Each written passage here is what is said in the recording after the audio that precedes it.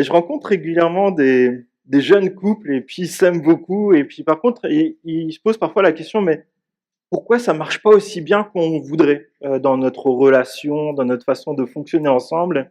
Et en fait, on chemine ensemble, puis on ouvre la Bible ensemble et puis on analyse aussi un peu le fonctionnement d'un couple dans le quotidien et on se rend compte que s'aimer, c'est bien, mais parfois ça suffit pas en fait. On a besoin d'avoir des références, on a besoin d'avoir des repères et, et souvent c'est une surprise. On se dit ben aimer c'est facile, alors qu'en fait aimer c'est parfois pas si facile, parfois c'est même difficile et finalement au bout d'un moment ça reste un choix d'aimer et de faire le choix d'aimer. Et c'est ce que Jésus nous dit finalement 2 jours avant d'être arrêté. Jésus se trouve au temple de Jérusalem et il enseigne la foule et là il se passe quelque chose. Verset 12, il nous est dit, c'est pas dans le passage que je vous ai donné là, mais verset 12, c'est juste avant. Les chefs des prêtres, les spécialistes de la loi, les responsables du peuple cherchaient à arrêter Jésus, mais ils redoutaient les réactions de la foule. Ils envoyèrent auprès de Jésus quelques pharisiens et des hérodiens afin de le prendre au piège de ses propres paroles. Et pour ça, pour le prendre au piège, il lui pose 3 questions à Jésus. La première, est-ce qu'il faut payer l'impôt à César? La deuxième, c'est après la résurrection des morts, une femme qui a été mariée à plusieurs maris avec qui elle passera l'éternité. Et Jésus répond à chacune de ces questions, puis vient cette 3e question, et on va la lire ensemble, Marc au chapitre 12, verset 28.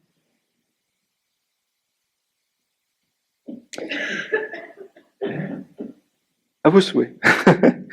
Un des spécialistes de la loi qui les avait entendus discuter vit que Jésus avait bien répondu aux Sadducéens. Il s'approcha et lui demanda « Quel est le premier de tous les commandements ?» Jésus répondit « Voici le premier. Écoute Israël, le Seigneur notre Dieu est l'unique Dieu.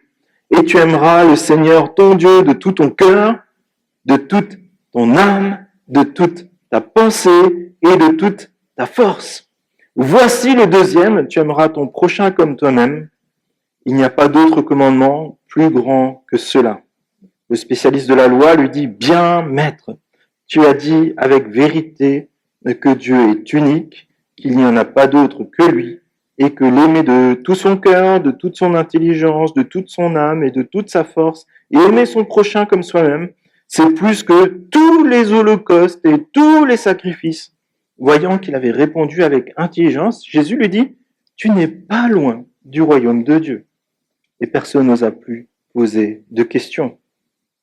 Et ça nous pose cette question, dans notre quotidien, qu'est-ce qui a vraiment de l'importance? Qu'est-ce que Dieu nous donne comme commandement? Et finalement, une fois qu'on a cette réponse, comment aimer Dieu? Comment l'aimer?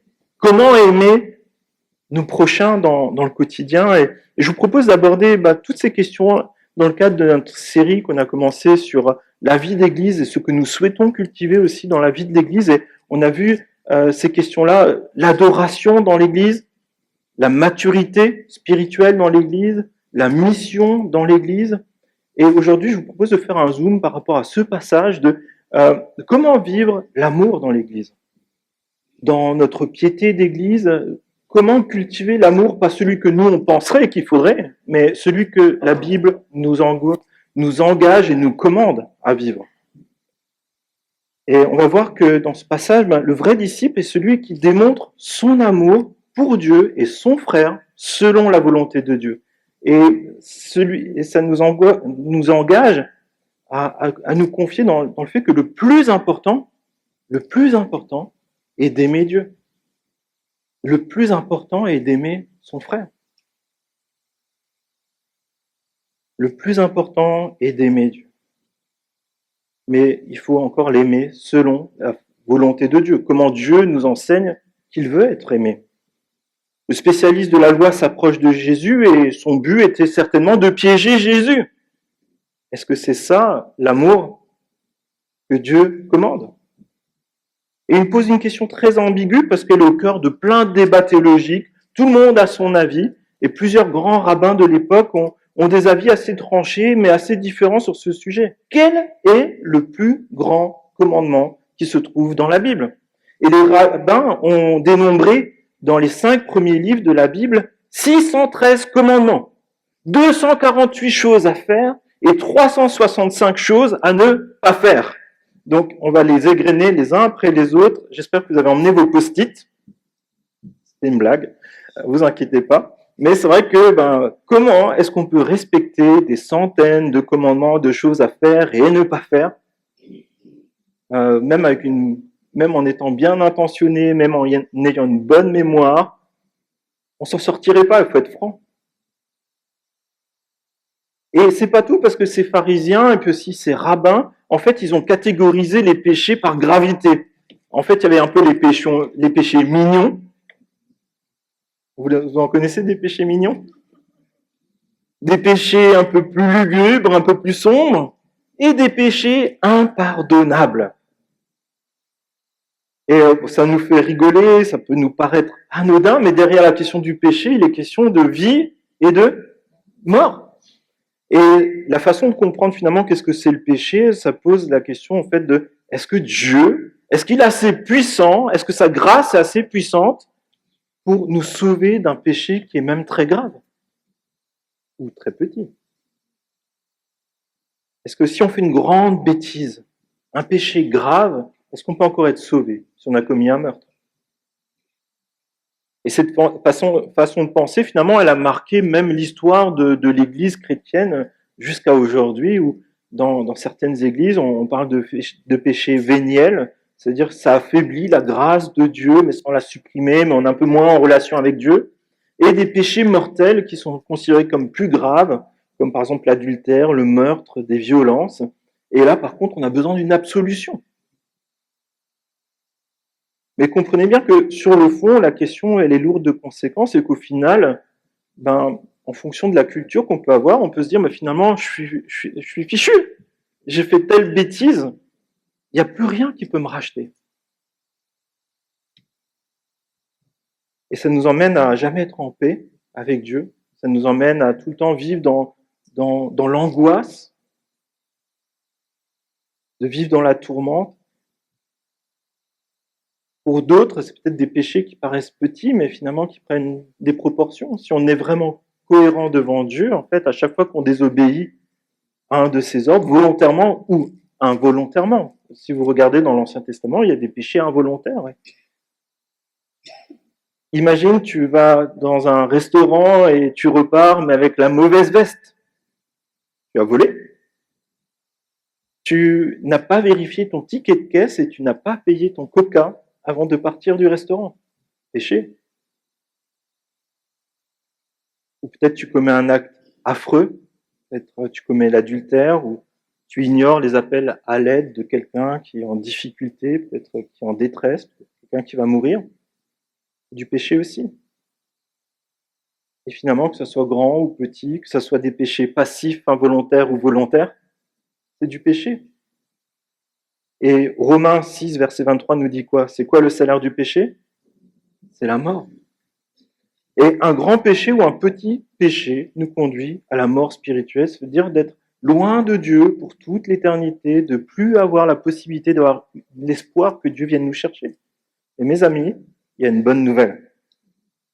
Le don gratuit de Dieu, c'est la vie éternelle en Jésus-Christ, notre Seigneur.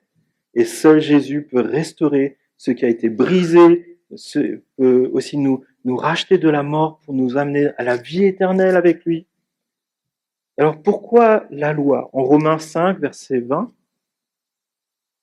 elle est intervenue afin de démasquer le péché et mettre en évidence sa puissance. Mais là où le péché s'est multiplié, la grâce a surabondé. Oui, au lieu même où il s'est manifesté dans toute son horreur, la grâce divine a atteint sa plénitude. Et ça nous rappelle que peut-être on a peut-être du mal à se regarder dans un miroir, mais en fait on n'est jamais trop loin de Dieu. On peut venir devant lui et se repentir et dire Seigneur, maintenant je veux vivre pour toi totalement, complètement. Je veux t'obéir, je veux abandonner la rébellion, je veux abandonner ce qui m'éloigne de toi et maintenant je veux vivre pour toi et je veux vivre par rapport à cet amour extravagant qui se trouve en Jésus. Parce que pour nous racheter, Jésus a dû souffrir. Jésus a dû donner sa vie. Jésus a dû porter toute la honte, celle que toi, tu as peut-être du mal à te regarder dans le miroir. Mais Jésus l'a porté aussi. Et il a porté bien plus encore. Aussi tout ce que toi et moi, on ne sait même pas qu'on a fait de mal. Et ce matin, je pense que c'est vraiment l'occasion finalement de dire, mais je veux vraiment aimer Dieu totalement. Je veux de tout ce que je peux. Et ça veut dire finalement que je veux définir mes priorités pas en fonction de mes sentiments, de ce que je voudrais, mais de ce que Dieu il veut pour moi dans son amour. Comment moi je peux aussi lui montrer mon amour. Et ça va impacter tous nos choix de vie. Et vous savez, nous à la maison, on fait des travaux depuis un moment. Alors le problème, c'est que vous savez, quand les travaux durent, qu'est-ce qui se passe? C'est qu'il y a d'autres choses qui tombent en panne. Et du coup, on a tendance à commencer par un coin. Par exemple, nous, on a commencé la salle de bain. Et finalement, on s'est rendu compte que finalement, il fallait faire d'autres choses encore qui posaient aussi des problèmes. Et puis finalement, parfois, on est un peu emmené dans... On en a parfois marre de s'occuper de notre salle de bain. Ou des travaux qui durent longtemps, vous savez, des choses qu'on n'aime pas faire. Et parfois, finalement, on se retrouve à être en train de repeindre le placard à balai. Parce qu'on en a marre de la salle de bain. Et parfois, on peut même voir un mur en mauvais état dans le jardin et commencer à le retaper alors que notre salle de bain, elle est toujours pas terminée. Et après, se rendre compte que c'était le mur du voisin. Et je pense que dans notre vie chrétienne, on a aussi besoin parfois de mettre un peu... On fait des choses un peu instinctivement, et c'est normal, mais parfois on a besoin de se poser et de dire, Seigneur, mais qu'est-ce que tu veux pour moi? C'est quoi ta priorité? Comment tu l'as définie dans ta parole? Et là, je pense que c'est vraiment un des endroits où Dieu dit, non, mais stop, arrête tout. Le commandement le plus important, il est là. Tu dois m'aimer totalement. Et tu dois aimer ton frère. Mais vraiment. Mais comme moi je te l'enseigne. Et ça nous pousse finalement à revoir notre façon de fonctionner parce que ça a des impacts assez précis dans le quotidien. C'est-à-dire que si on voit quelqu'un qui est en galère, on ne peut pas juste passer à côté et faire Seigneur, dire mon frère, je te bénis. On l'a tous fait. On ne va pas se mentir. Mais finalement, ça nous interroge de vraiment, est-ce qu'on est cohérent devant Dieu? En fait, est-ce que Jésus, il ferait ça? Et Dieu qui connaît nos pensées, qu'est-ce qu'il pense de nos pensées? Et ça va aussi dans le sens de finalement, dans notre hiérarchie de doctrine, est-ce que vraiment le plus important, c'est de vivre pleinement pour Dieu et de montrer notre amour à Dieu par rapport à notre façon de vivre, à notre façon de prendre nos choix? Ou est-ce que finalement, il y a des points secondaires? Est-ce que Jésus, il revient à quel moment? Et ainsi de suite. Finalement, ça va prendre le pas sur le fait de s'engager aujourd'hui pour Dieu concrètement, en fait. D'enseigner nos enfants dans la foi chrétienne, par exemple. Je pense qu'on a tous un exemple qui nous vient en tête où peut-être on s'est détourné de quelque chose qui est très, très, très important pour se concentrer sur quelque chose qui est très secondaire. Chacun d'entre nous, je pense, on peut être concerné par ça. Et ça nous appelle finalement à voir vraiment c'est quoi le commandement le plus important et comment on le pratique. Et à cette question, Jésus répond, quel est le premier commandement de tous les commandements? Jésus répond, voici le premier. Écoute! Israël, le Seigneur notre Dieu est l'unique Seigneur. Tu aimeras le Seigneur ton Dieu de tout ton cœur, de toute ton âme, de toute ta pensée et de toute ta force. Et ça veut dire que Dieu, d'abord, est Dieu seul dans mes pensées, dans mon cœur, dans mes forces. Aujourd'hui, où est-ce que je mets mon énergie et mes forces, par exemple? Ça, vous savez, il y a quelques semaines, on avait justement lu ce passage de Deutéronome 6, versets 4 et 5, où il y a justement la question de l'enseignement des enfants, et il y a ce qui est très connu par les Israélites, parce qu'ils le prient tous les jours. Schéma Israël, écoute Israël.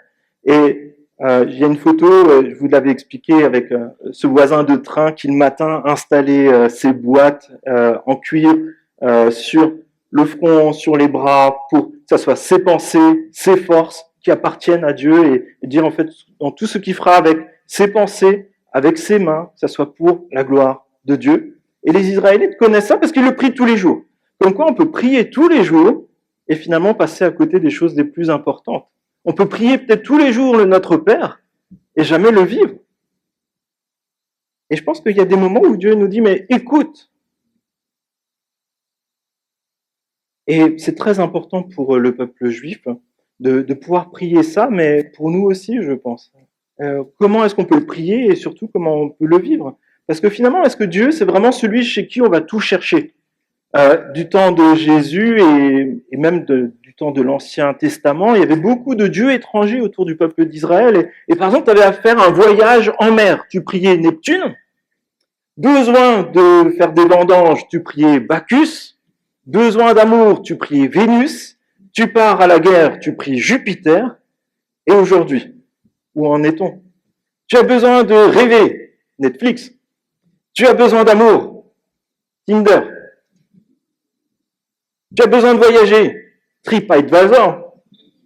Tu as besoin, tu as un pépin sur la route, Mondial Assistance. Tu as une question existentielle, ChatGPT. Et on a tout ça dans notre téléphone. Et je ne sais pas vous, mais moi je me suis déjà rendu compte que parfois, avant même de prier, Seigneur, c'est quoi ta parole dans cette situation? J'étais déjà sur ChatGPT en disant, mais comment je peux me sortir de là? Je pense que chacun d'entre nous, on essaie de faire avec ce qu'on a, ce qu'on peut maîtriser, ce qu'on a sous le coude. En fait, ce qui est à notre disposition, c'est la parole de Dieu pour gérer toutes ces situations. Et en fait, rapidement, finalement, on peut se retrouver avec un Dieu pour toutes ces choses-là, et ça s'appelle de l'idolâtrie. Et c'est pas seulement une petite statue qu'on aurait sur le coin de la cheminée, en fait, c'est peut-être une statue qu'on a dans notre téléphone. Et c'est quoi la définition de l'idolâtrie? C'est aimer passionnément, avec excès, quelqu'un ou quelque chose, vouer une sorte de culte à quelqu'un ou quelque chose. Ça, c'est une définition d'un dictionnaire qui n'est pas chrétien. Mais finalement, est-ce qu'on ne se retrouve pas finalement dans pas mal de ces sujets-là, où peut-être même une personne qu'on aime beaucoup peut devenir une idole? Peut-être un dada qui prend toute la place, il n'y a plus de la place pour l'enseignement de Dieu sur d'autres aspects de la vie chrétienne.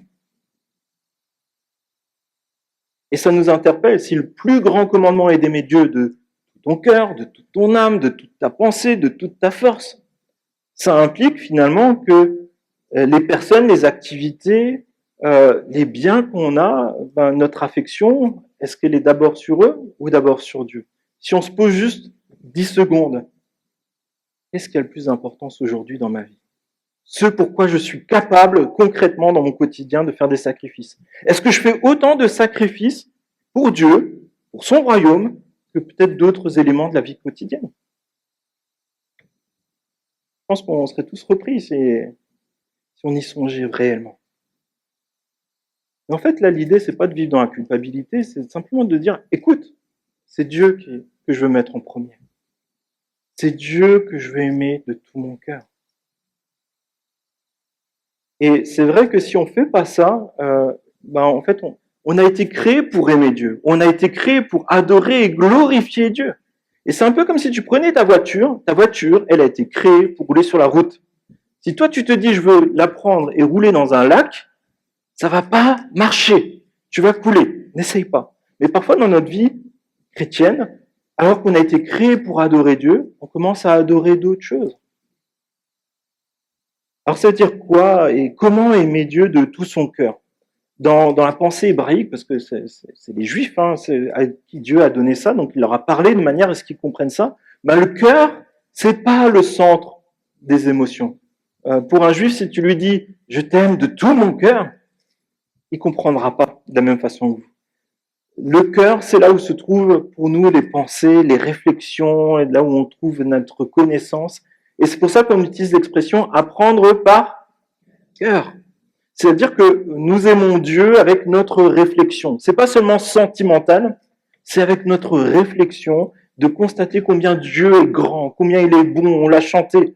On peut le voir dans notre quotidien quand on se lève le matin, qu'on se pose avec notre tasse de café, qu'on regarde la nature autour de nous, on peut déjà voir avec notre réflexion combien Dieu est bon. Tout est à sa place. Quand on ouvre la parole de Dieu et qu'on la lit, qu'on la médite, en fait, là, Dieu prend sa place dans nos pensées. Et au lieu peut-être de ruminer des choses qui nous détournent de Dieu, on va commencer à ruminer des choses qui nous rapprochent de Dieu. Et c'est pour ça que notre cœur, c'est vraiment le lieu où Dieu va poser des enseignements, va poser les fondamentaux qui fait qu'à un moment, peut-être quand tu es dans le doute, peut-être quand tu es dans des périodes difficiles, en fait, tu auras ça dans ton cœur et le Saint-Esprit va te rappeler et tu vas te prêcher à toi-même que Dieu est fidèle, que Dieu est bon.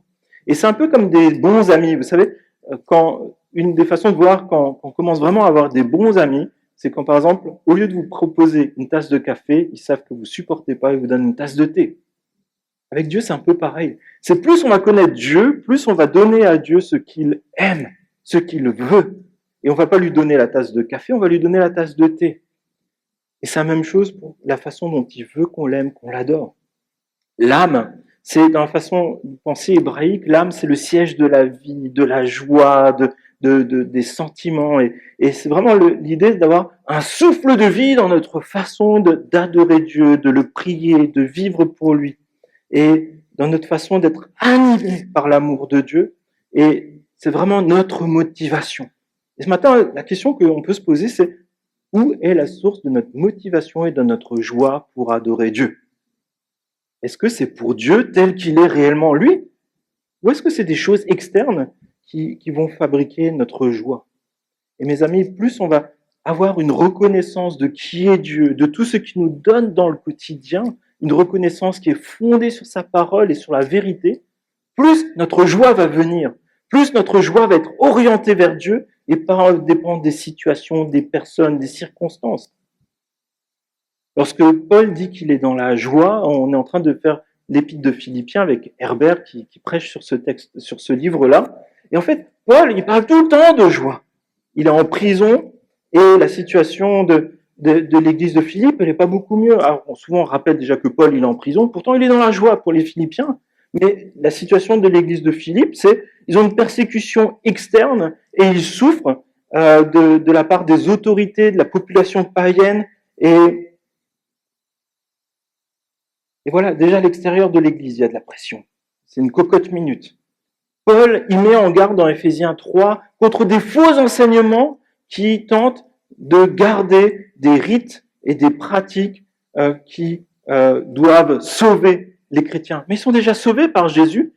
Et Paul va jusqu'à dire que ce sont des mauvais ouvriers parce qu'ils détournent les personnes de la grâce de Dieu.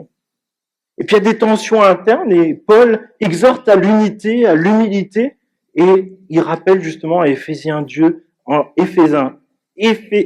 Philippiens 2, l'exemple de Christ qui s'est dépouillé, qui est devenu serviteur et qui s'est abaissé jusqu'à mourir sur la croix, la mort la plus affreuse.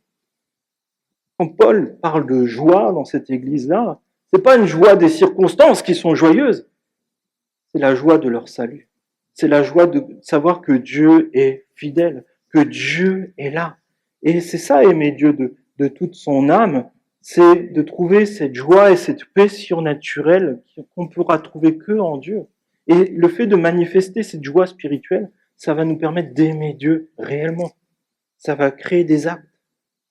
Et de toute notre force, ça implique une décision. Ça nécessite de se positionner de manière ferme pour persévérer dans l'amour de Dieu, de se positionner avec une décision ferme que malgré les événements, malgré les luttes, malgré les tentations, malgré peut-être notre manque de force, nous voulons rester aussi fidèles à Dieu, fidèles dans sa grâce, nous attendre à lui et au-delà de nos propres forces, compter sur l'aide du Saint-Esprit pour aimer Dieu de toute notre force. Et c'est vrai que je ne sais pas si vous avez déjà remarqué, mais parfois on est au plus bas, et là on fait cette prière toute simple, Seigneur, j'ai plus de force, mais je veux compter sur toi. Et c'est les moments où je pense, je ne sais pas si vous l'avez déjà vécu, mais on se sent comme porté. On n'avait plus rien, et Dieu nous porte comme ça. Et il y a des personnes qui parfois sont malades, et qui ont partagé ce témoignage, où ils disaient, en fait, je sentais mon corps qui souffrait, mais c'est comme s'il était à côté de moi. Moi j'étais dans la paix et la joie de Dieu. Et c'est des expériences spirituelles que Dieu peut nous donner, lorsque finalement on est au bout de nos propres forces, mais que c'est les forces de Dieu qui commencent à agir. Mais ça nécessite un choix volontaire finalement de quand même prendre cette décision, de se positionner, de dire je veux rester dans ce qui est droit, dans ce qui est fidèle. Et quand on fait les prépas mariage, on parle souvent avec les couples de comment on peut s'aimer concrètement. Et on aborde un sujet qui sont les langages de l'amour. Et ça vient souvent d'une discussion qui fait en fait, mais je l'aime tellement et je lui montre tout le temps mon affection, j'offre tout le temps des cadeaux, mais elle ne le voit même pas.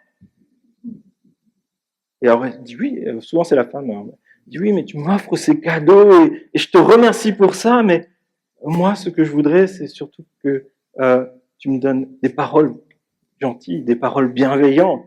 Et c'est vrai que parfois, on veut aimer l'autre comme on aimerait qu'on soit aimé nous-mêmes. Je ne sais pas si vous voyez ce que je veux dire. Mais en fait, là, je pense que dans le couple, c'est un très bon truc. Vous pouvez le commander à la librairie. Mais sur le fond, avec Dieu, c'est un peu pareil. Parfois, on aimerait que Dieu nous aime comme nous, on aimerait être aimé. Ou alors, on voudrait aimer Dieu comme nous, on aimerait l'aimer. En fait, ça marche pas comme ça. On est la créature, mes amis. C'est Dieu qui est le créateur et c'est lui qui nous dit comment aimer et comment lui veut nous aimer. Ça fait un peu bizarre, mais c'est la réalité. C'est pas nous qui sommes au centre, c'est Dieu. Le plus important est d'aimer ton frère, et quand j'utiliserai ton frère, c'est aussi frère et sœur, mais ça va nous économiser quelques mots. Tu aimeras ton prochain comme toi-même. Il n'y a pas d'autre commandement plus grand que cela. Comme le premier commandement, Jésus cite un verset ultra connu dans Lévitique au chapitre 19, verset 18. Tu ne te vengeras pas et tu ne garderas pas de rancune contre les enfants de ton peuple. Tu aimeras ton prochain comme toi-même. Je suis l'Éternel. Alors je commence par la fin du verset. En fait, pourquoi Dieu il dit « Je suis l'Éternel » à la fin de ces quelques phrases? Quelqu'un a une idée? Quand vous écrivez, par exemple, un contrat, à la fin, vous signez. Dieu, là, il l'a signé. Il a dit « Je suis l'Éternel ». C'est comme pour ajouter encore plus de poids à cet impératif. C'est pas juste un bon conseil, c'est un ordre de Dieu. C'est un message qui est extrêmement clair et puissant. Et Dieu rappelle lors de la création qu'il a placé l'homme au cœur de la création et que l'homme a été créé à son image. Un joyau au centre de la création. C'est comme s'il y avait un écrin que Dieu avait fait et il avait placé l'homme créé à son image au centre. Et il avait signé ce tableau-là. Et finalement, c'est aussi déshonorer Dieu de ne pas aimer sa création, et d'autant plus les frères, les sœurs, en premier, mais aussi finalement tous les êtres humains. Alors, tu peux te poser la question comme moi, est-ce que les moustiques ont été créés avant la chute, avant qu'Adam et Ève pêchent? Je me pose cette question parce que l'été, c'est vraiment énervant.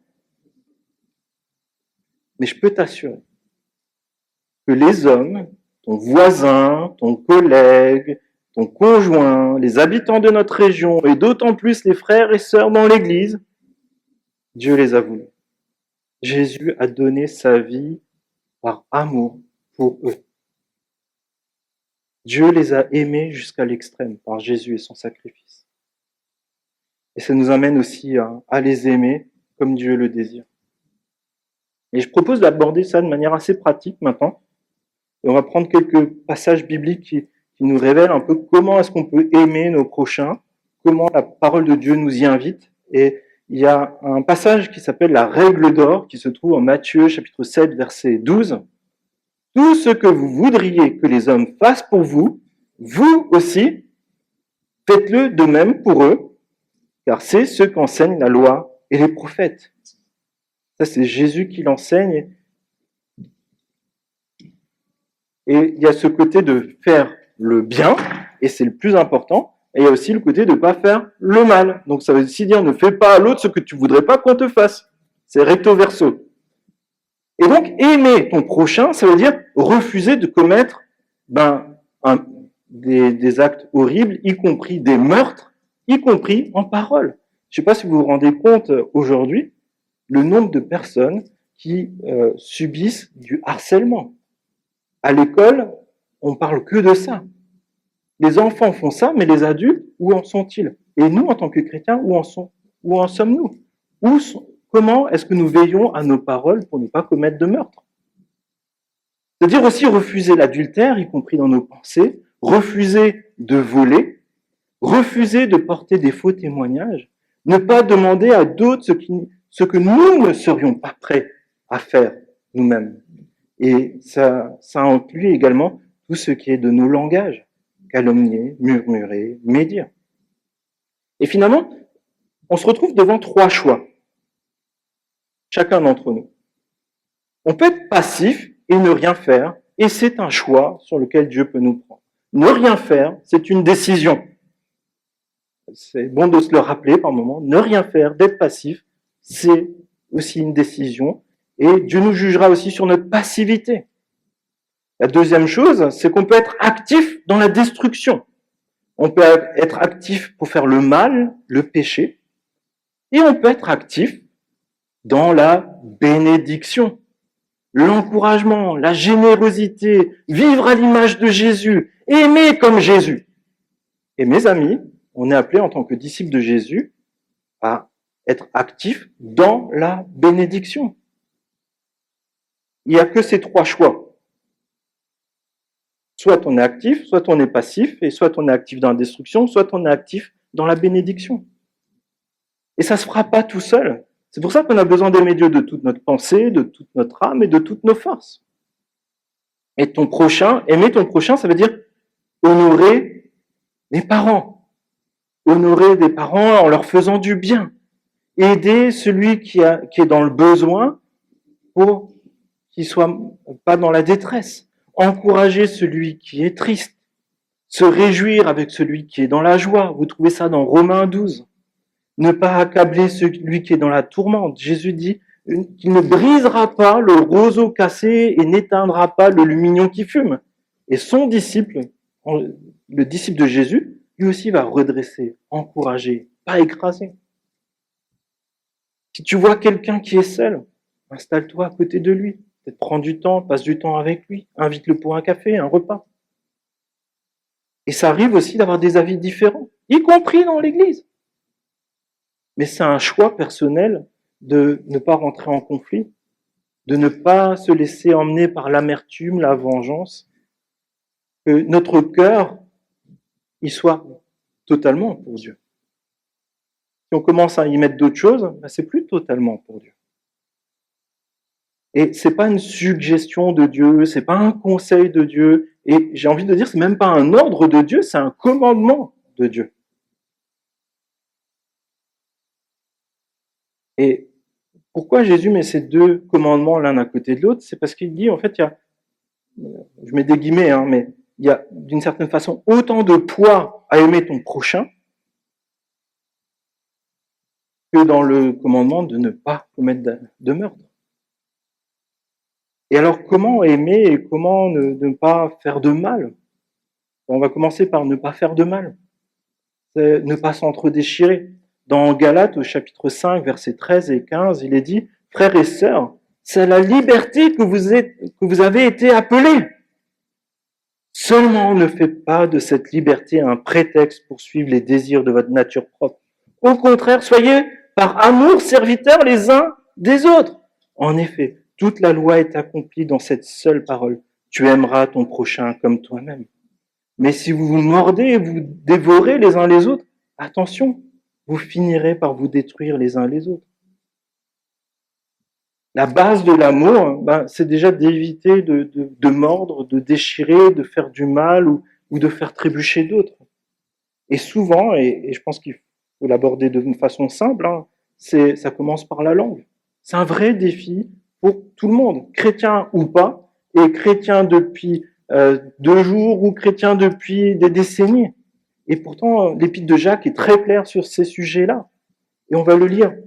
Et Jacques, en plus, je trouve qu'il a beaucoup de subtilité parce qu'il nous dit que ça reste un défi pour tous les chrétiens. Ça nécessite une introspection et de dire, Seigneur, ma langue, chaque jour, je veux te la reconfier. Jacques, chapitre 3. En effet, nous trébuchons tous de bien des manières. Si quelqu'un ne trébuche pas en parole, c'est un homme mûr, capable de tenir tout son corps en bride. Quand nous mettons le mors dans la bouche des chevaux pour qu'ils nous obéissent, nous dirigeons ainsi leur corps tout entier. Voyez aussi les bateaux, même très grands et poussés par des vents impétueux, ils sont conduits par un tout petit gouvernail, là où le pilote le veut. De même, la langue est un petit membre et elle peut se vanter de grandes choses. Voyez comme un petit feu peut embraser une grande forêt. La langue aussi est un feu et c'est le monde de la méchanceté. Ainsi, la langue se trouve parmi nos membres, elle souille tout notre corps, elle enflamme le cours de notre existence, étant elle-même enflammée par l'enfer. Toutes les espèces de bêtes, d'animaux, de reptiles, d'animaux marins peuvent être domptés et ont été domptés par l'homme. La langue, en revanche, aucun homme ne peut la dompter. C'est un mal qu'on ne peut pas maîtriser. Elle est pleine d'un venin mortel. Par elle, nous bénissons Dieu notre Père et par elle, nous maudissons les hommes faits à l'image de Dieu. De la même bouche sortent la bénédiction et la malédiction. Mes frères et sœurs, il ne faut pas que tel soit le cas. Une source fait-elle jaillir par la même ouverture de l'eau douce et de l'eau amère? Un figuier, mes frères et sœurs, peut-il produire des olives ou une vigne des figues? De même, aucune source ne peut produire de l'eau salée et de l'eau douce. Et ça nous amène vraiment à dire, en fait, c'est pas un acquis. Chaque jour, finalement, un peu comme ces juifs qui accrochent des boîtes avec les versets de la Torah dedans, ben, nous aussi, en tant que disciples de Jésus, on a besoin de dire, Seigneur, ben, chaque jour, je veux que tu veilles sur mon cœur, je veux que tu veilles sur mon âme, et je veux aussi que tu veilles sur ma langue. Je veux que ma langue soit un outil de bénédiction, un outil d'encouragement. Et en fait, plus on va être dans l'encouragement et la bénédiction, moins on aura de temps, je pense, aussi pour dire d'autres choses. Mais ça nous rappelle aussi qu'on a des responsabilités, que ce soit par nos paroles ou nos actes. Et c'est Jésus qui le dit. Et je pense que bon, c'est l'occasion aussi de montrer notre amour aussi en rappelant ces choses-là en Matthieu 6, verset 18. Mais si quelqu'un fait trébucher un seul de ces petits qui croient en moi, il vaudrait mieux qu'on lui suspende à son cou une meule de moulin et qu'on le jette au fond de la mer. C'est Jésus qui dit ça, il les cache. Mais en fait, on est responsable en tant qu'Église, en tant que disciple de Jésus, d'autant plus qu'on est chrétien depuis longtemps, de faire attention aux plus jeunes dans la foi pour pas être un obstacle dans leur progrès dans l'Évangile. Et aussi peut-être quelqu'un qui se rapproche de l'Évangile, peut-être qui est en recherche spirituelle, qui soit pas refroidi par des paroles, des actes qui ne manifestent aucunement l'Évangile de Jésus-Christ. C'est pour ça qu'Éphésiens 4 nous dit, mais c'est en disant la vérité, dans l'amour, que nous grandirons à tout point de vue vers celui qui est la tête, Christ. Et ça nous amène vraiment à sonder nos cœurs en disant, mais Seigneur, ben, je veux grandir en maturité spirituelle. Je veux délaisser ces choses-là et je veux que ces choses qui ont été décrites ici, ça ne me représente pas en tant qu'enfant de Dieu. Mais au contraire, je vais être celui qui va aimer son prochain et son frère avec amour. Quelqu'un qui va rappeler la parole de Dieu. Et c'est Paul qui rappelle ça à Timothée.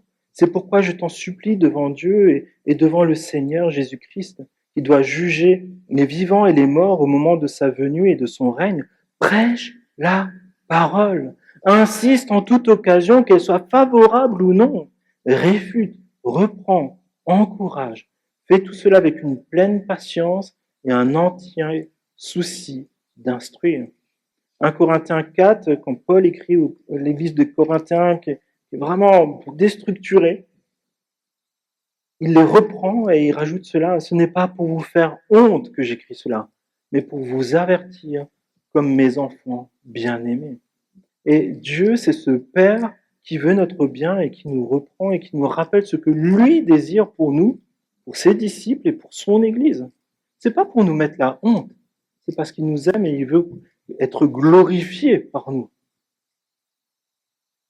Et ça nous amène vraiment à faire ce choix finalement. Là, on a vu tous les côtés un peu, qu'est-ce qu'il faut éviter et comment on peut l'éviter aussi en se rappelant mutuellement les choses et les uns les autres, c'est pas seulement les responsables, c'est dans l'Église de dire, mais en fait, voilà, ça, c'est pas dans la parole de Dieu. On peut le dire tout simplement, mais c'est aussi une responsabilité des responsables de le rappeler par moment. Mais c'est un vrai choix d'aimer bibliquement. Aimer son frère, on l'aime pas parce qu'il est parfait à tout point de vue. On l'aime de manière biblique parce que Dieu nous le demande. C'est un choix de dire, mais en fait, la valeur que je vois dans cette personne-là, c'est la valeur que Jésus lui a donnée par son sacrifice.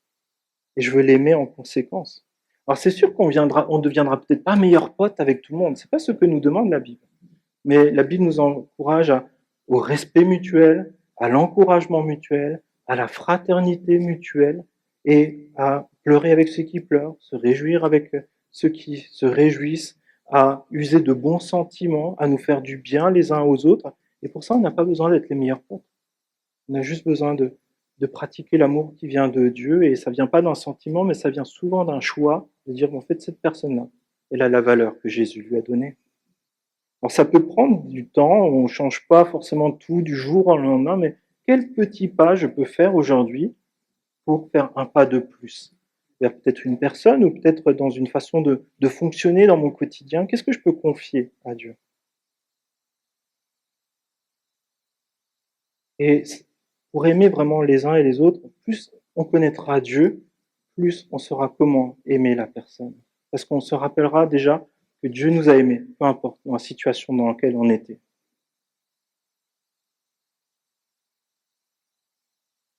Et pour une église, c'est important de pouvoir pratiquer cela, parce que c'est Jésus aussi qui le dit dans Jean, chapitre 13, verset 35. Je vous donne un commandement nouveau, aimez-vous les uns les autres. Comme je vous ai aimé, vous aussi, aimez-vous les uns les autres. C'est cela que tous reconnaîtront que vous êtes mes disciples, si vous avez de l'amour les uns pour les autres. Et je pense très sincèrement, si l'équipe de louange peut commencer à s'installer, si nous appliquons la parole de Dieu dans notre quotidien, dans des choses simples, pas des choses super spirituelles, mais simples, juste aller vers une personne, l'encourager, la bénir, lui souhaiter une bonne semaine, lui demander comment on peut prier pour elle. Ça peut changer complètement notre façon de vivre, notre vie personnelle devant Dieu, notre vie d'église. Et ça peut vraiment donner une toute nouvelle dimension à l'amour de Dieu dans notre quotidien et notre quotidien d'église. Et je suis persuadé que si nous pratiquons cela, ça va aussi avoir un impact dans la région où Dieu nous a placés. On connaîtra un miracle de l'amour de Dieu dans cette région si on fait ce choix d'aimer Dieu, d'aimer notre prochain. C'est pour ça que Jésus nous donne vraiment l'exemple jusqu'au bout. Il n'y a pas de plus grand amour que de donner sa vie pour ses amis. Qu'est-ce que je suis prêt à donner? Qu'est-ce que je suis prêt à sacrifier pour mes frères et mes sœurs? Et Jésus, jusqu'au bout, jusqu'à ces derniers instants, avant le passage qu'on a lu pour la Sainte Seine, Jean 13, Jésus ayant aimé les siens qui étaient dans le monde, les aima jusqu'à l'extrême. Et Jésus est en train de laver les pieds des disciples. Et ces disciples, qu'est-ce qu'ils vont faire juste quelques heures après? Certains vont le renier, tous vont s'enfuir, et Judas va le trahir. Et Jésus a fait le choix de tous les aimer, jusqu'à l'extrême. Alors on n'est pas Jésus, mais on peut faire le choix d'aimer de manière volontaire. Et voyez, pour cet homme qui venait pour piéger Jésus, en fait, il lui dit oui, c'est la bonne réponse. Verset 33. Aimer Dieu et son prochain, c'est plus que les holocaustes et tous les sacrifices. Alors peut-être dans notre façon de vivre notre vie chrétienne, on s'est peut-être dit, mais en fait, moi j'ai fait ça pour Dieu, j'ai fait ceci et j'ai encore fait ça.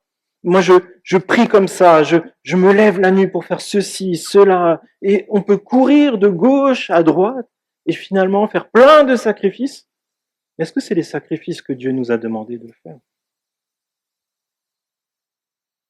Et Jésus lui dira à cet homme, tu as bien répondu, tu n'es pas loin du royaume de Dieu. Et ça nous interpelle tous. Où est-ce que j'en suis par rapport peut-être au royaume de Dieu? Est-ce que aujourd'hui je suis rentré dans le royaume de Dieu? Est-ce que j'ai accepté que le sacrifice de Jésus, il est suffisant? Est-ce que je vis comme un citoyen de ce royaume dont la particularité, c'est d'aimer Dieu de tout son cœur, de toute son âme et de toute sa force et son prochain comme soi-même? Est-ce qu'il y a écrit ça sur notre carte d'identité du royaume? C'est une question qui se pose à chacun d'entre nous et je vous invite juste à prendre quelques secondes pour réfléchir à ça. Est-ce que de manière intentionnelle, est-ce que je suis prêt à pratiquer l'amour? Est-ce que de manière intentionnelle, je me donne les moyens d'aimer Dieu comme lui le désire? Pas comme moi je le veux, mais comme lui me le commande. Comment est-ce que Jésus souhaite qu'on vive l'Église ensemble? Comment est-ce que Jésus veut qu'on s'aime les uns les autres?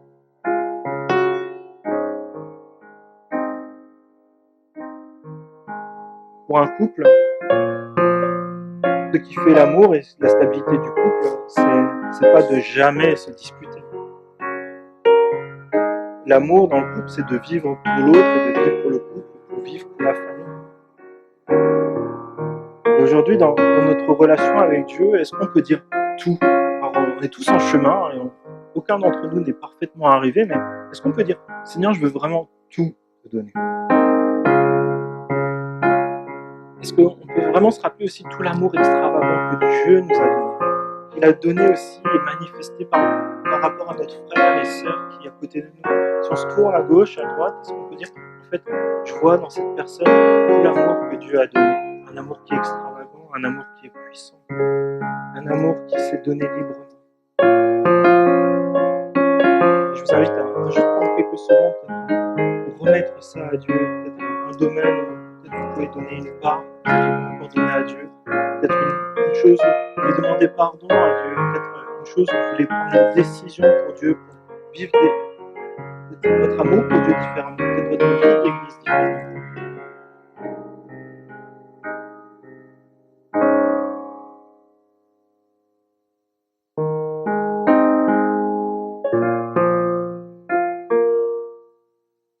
Et Père, je te remercie parce que tu as manifesté ton amour extravagant par Jésus-Christ, qui est venu dans ce monde, qui est mort, qui est ressuscité.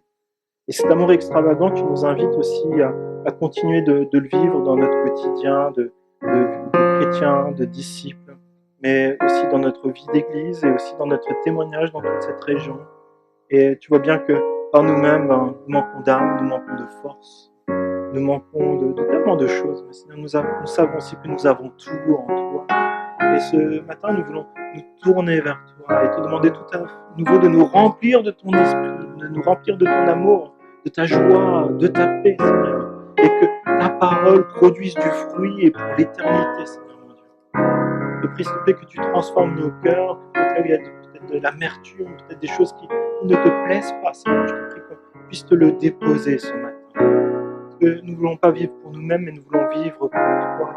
Et comme toi, tu nous demandes. Nous voulons nous rappeler que c'est toi qui es le Créateur, c'est toi qui es celui qui nous commande de vivre d'une certaine façon, Seigneur.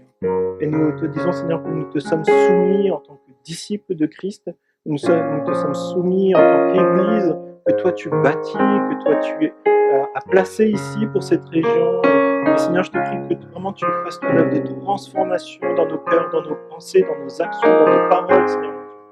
Je te prie, s'il te plaît, qu'on fonctionne comme toi tu le désires et que les personnes qui ne te connaissent pas voient cet amour, qui découvrent que cet amour, il n'est pas fabriqué, Seigneur, mais qui vient de toi, Seigneur, parce que tu es la source de tout amour, Seigneur. Et je te remercie pour ton amour extravagant. Je te prie dans le nom de Jésus. Amen.